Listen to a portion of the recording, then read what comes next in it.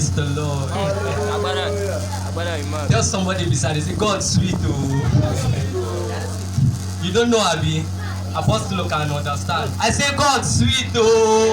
Hey, eventually to me, God is so sweet. It's so wonderful to serve. My testimony, you're going to give me time. Because my testimony big, well. My testimony big, well. Okay, let me start like this. 2016, it started very chronic and critical. I was born with it anyway. It's now asthma. So it was so critical that to the extent I started using inhaler. Left and right. It shook me so much then. But thank God, God spared my life. I prayed about it. God told me He's going to give me victory over it. I said, okay, I still stand firm with Him. I do His work. I do the little I can do for Him.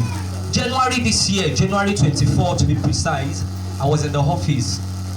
I just slumped. If not for the city camera in my office, because I have my own separate office, nobody would have known that I snubbed in the office. I just fell down.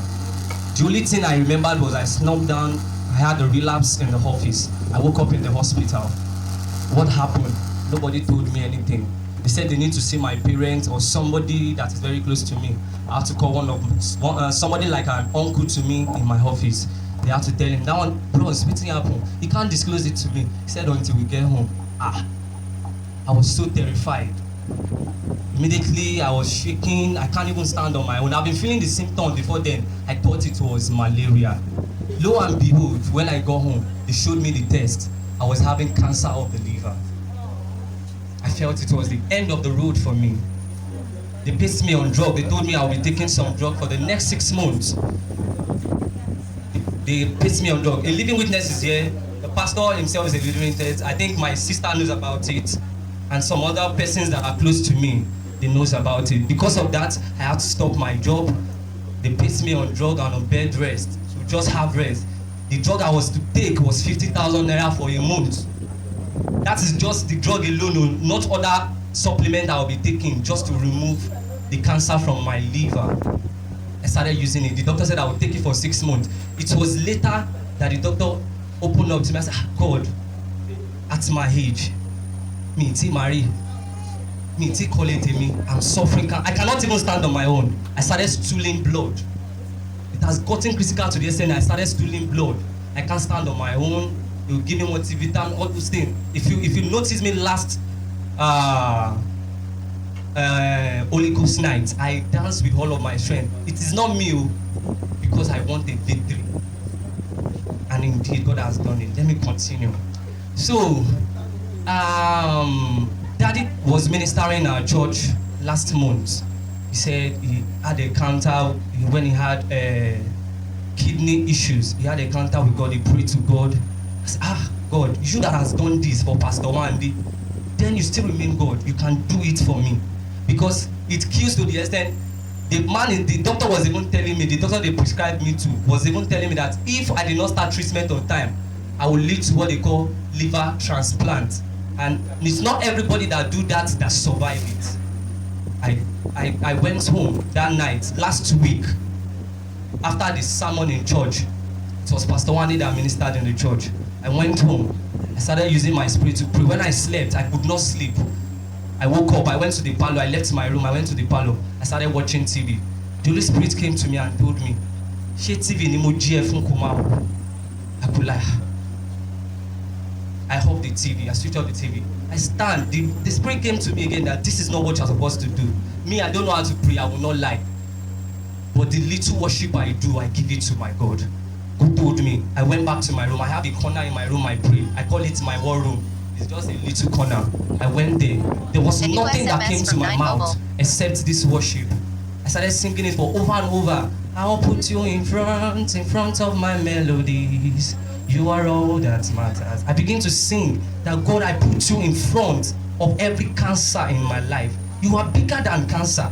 You have done it. I have witnessed somebody that has HIV type A. You healed the person through my father ministry. Then what will people say? Look at him, he died of cancer. God, you are not a dead God. Heal me or kill me. I began to say that. God, heal me and I will be healed. Heal me or kill me. The second song came again. Those are the two songs that came to my mind. I said, God, you are the light. Shine your light over the cancer. I began to sing. I began to sing for hours. I remembered I woke up around 2.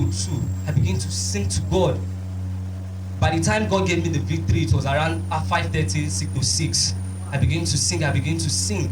I did not pray. I just sing to God that song of worship, and I knelt down at the place I was praying. God, heal me and I will be healed. Except that, just kill me if you know you cannot heal me. And I went on a trance. I was walking on a narrow pathway, and I saw Pastor Wande. He came. He said, Tope Mabo. I was wearing a yellow shirt. He was putting on a full white top, white gown. He said, follow me. I said, follow you to where? That house. He pointed the house. The house was white, a white building, like a bungalow. He said, follow me. I said, I can't follow you. I have somewhere I'm going. He just forced me. I said, in the dream, I was like, one day leave me, Joe, I'm going. He just dragged me forcefully. I had to, okay, let's go. We went into the room. Lo and behold, I saw my mother, my father, and my immediate sister, the one serving at Castina now. I saw her in the room. And I saw myself again in that same room, lying down, wearing a white shirt, a white gown. And he told me to stand at one place. I was wearing the yellow. I stood there. And Pastor Wande took like all these operation stuff, like knife, started dissecting me. And they brought out some things in my stomach. Started bringing it out. Like, when he finished bringing it out, that body that was lying down, the white body just stood up and entered my body. That was how I woke up. When I woke up, the next day I have a meeting with the doctor. I went to the hospital at my 2 year. The doctor's place at my 2, the hospital's name. I went there. He tested me. He said, I need to run a test of liver so that they will know how far the drugs I'm using is working. We went, we tested it. The man said, no, this cannot be it. This cannot be it. He told me to go back. Then I went with mommy, my mom. He tested me, there is nothing wrong with your liver.